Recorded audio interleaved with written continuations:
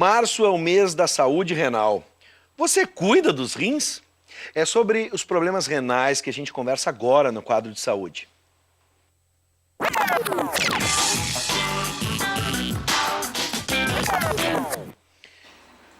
Com a gente o presidente da Sociedade Gaúcha de Nefrologia, Dr. Dirceu Reis. Seja bem-vindo, doutor. Muito obrigado, boa noite. Bom, e você aí de casa já sabe, pode participar da nossa conversa enviando dúvidas, perguntas, por mensagem de texto pelo WhatsApp 99588-2374, 99588-2374. Se quiser mandar sugestões de temas que você quer ver aqui no quadro de saúde, fica à vontade. Bom, doutor Dirceu, vamos começar para a gente entender quais são as principais funções dos rins, para que as pessoas possam entender e até não confundir com outros órgãos. Assim. Pessoal, só para dar um exemplo, né?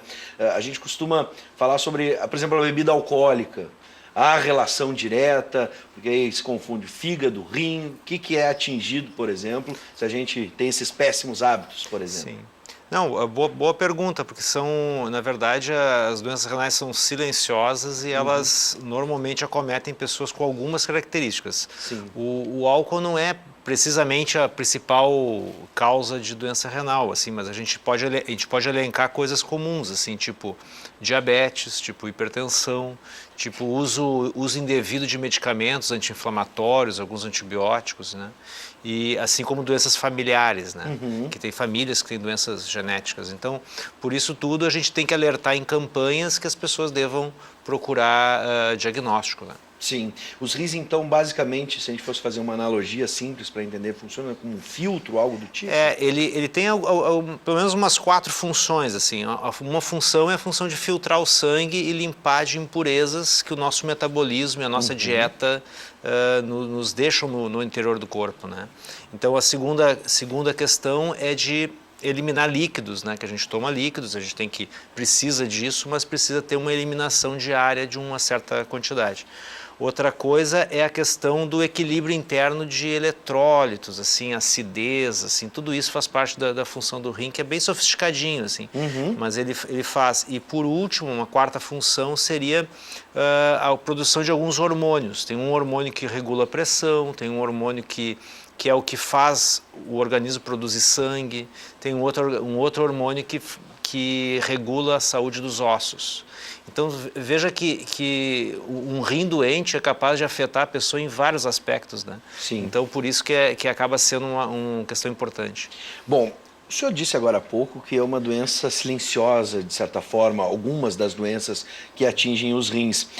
Dá para a gente imaginar, assim, alguns sintomas que a gente pode monitorar dentro de uma realidade de problemas renais? O senhor acabou de falar sobre hipertensão e diabetes. Existe, por exemplo, o rim pode também nos ajudar a detectar essas doenças de alguma forma, esses males, como a diabetes, por exemplo. Fico imaginando, por exemplo, o excesso de ir ao banheiro em determinado momento, isso pode ter alguma relação? Na verdade, assim, na maioria das vezes o rim é uma vítima de doenças do organismo, né? Então, assim, na verdade, a gente pode até lembrar que vários diabéticos, assim, tem um tipo de diabetes que é o diabetes do jovem, ele começa com um excesso de urina, né? A pessoa nota que começa a urinar demais. Assim como tem outras doenças que a pessoa começa a urinar mais à noite, que não urinava e passa a urinar.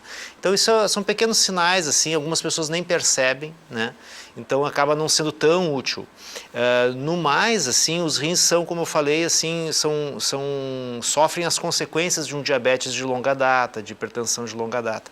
Por isso tudo, a gente precisa reforçar o diagnóstico precoce, porque entre a pessoa iniciar com uma doença renal, por exemplo, pelo diabetes, e ela desenvolver falência renal e daí necessitar de diálise e transplante, vão-se aí 10 anos, 15 anos.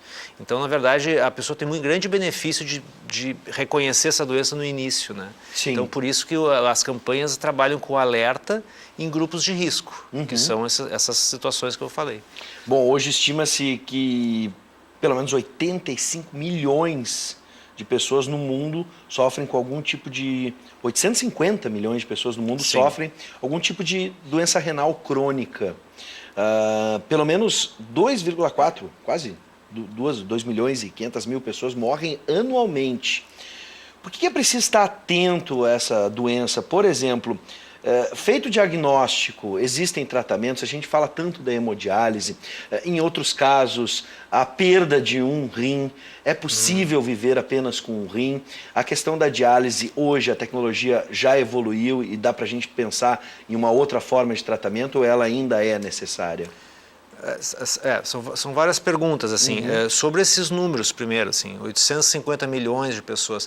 Isso é uma estimativa em cima da ideia de que tem 10% das pessoas com alguma alteração. Tá. Nem todas essas alterações são progressivas, né? Mas é importante identificar que uma pessoa com alguma alteração tem que ser avaliada para ver se ela tem mais potencial de evoluir e por isso precisaria de acompanhamento, tratamento, né? Mas é em torno disso o número de pessoas no mundo, né? Então 10% para o Brasil também, a gente pode fazer esse cálculo, assim, né? A gente usa também como referência o número de pessoas que estão em diálise, que daí a gente sabe que algumas vezes este número são as pessoas que estão na comunidade com alterações renais e muitas vezes sem saber que tem doença renal, né?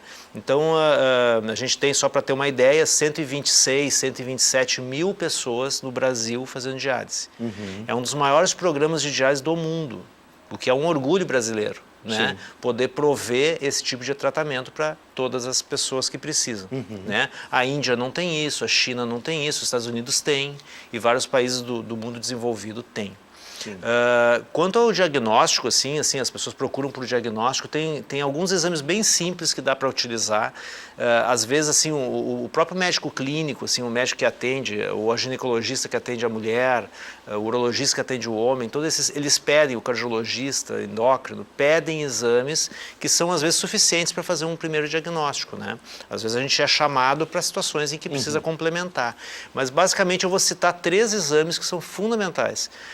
O mais fundamental de todos é a creatinina, é um exame tão importante quanto os tão falados colesterol, triglicerídeos, glicose, né? Mas a creatinina é o exame do rim, é o exame que pode identificar uma pessoa que tem falha do funcionamento do rim. Então eu repito que creatinina é nosso exame. Tem o exame de urina, o exame comum, e tem a ecografia dos rins, que também é uma forma de identificar alterações. Então eu diria que esses 3 exames, que as pessoas às vezes já conhecem de nome, né, mas as pessoas precisam reconhecer a importância deles. Quanto à questão da hemodiálise, exatamente, né? E os tratamentos, porque afinal de contas a gente tem um número aqui, pelo menos mais de 2 milhões de pessoas morrem, a letalidade dessas doenças. A letalidade dessas doenças, ela na verdade diz respeito ao seguinte, a própria doença, a própria falha do rim, a gente consegue, com a diálise, poder fazer as funções dos rins de forma parcial, mas de forma suficiente para dar uma condição de vida. O problema é que a pessoa ainda tem um certo resíduo de doença, assim, as várias doenças que a pessoa tem, o risco cardiovascular, o risco de infecções, ele continua a existir nessas pessoas tão doentes, assim. Então a gente precisa, na verdade, o tratamento para elas é um tratamento abrangente para todas essas coisas. Esse número de mortes aí, ele se refere também ao fato de que as pessoas, antes de fazerem diálise, mesmo tendo um rim funcionando, por exemplo, pela metade, essa pessoa já tem uma característica de mais risco. Então elas quando são acompanhadas, e esse é o nosso chamado assim, para a população, que as pessoas pudessem buscar acompanhamento quando tem doença renal estabelecida, né, para poder se proteger. Então, por isso, então, esses números de mortalidade. A última pergunta tua, se eu não me sobre a diálise, sobre a diálise e tratamentos como, por exemplo, o transplante. Sim.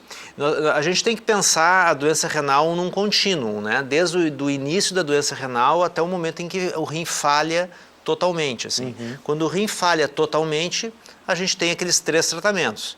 A hemodiálise, a diálise peritoneal, são as 2 formas de diálise que a gente tem, e o transplante renal. O transplante renal, em geral, consegue atender, digamos assim, ele consegue ser proposto para 30%, 40% das pessoas. Tem todo um número de pessoas, 60% mais ou menos, que são pessoas que não conseguem fazer o transplante por falta de condições clínicas. Então essas pessoas farão diálise, ou diálise peritoneal, ou que é feita em casa, ou hemodiálise que é feita nas clínicas.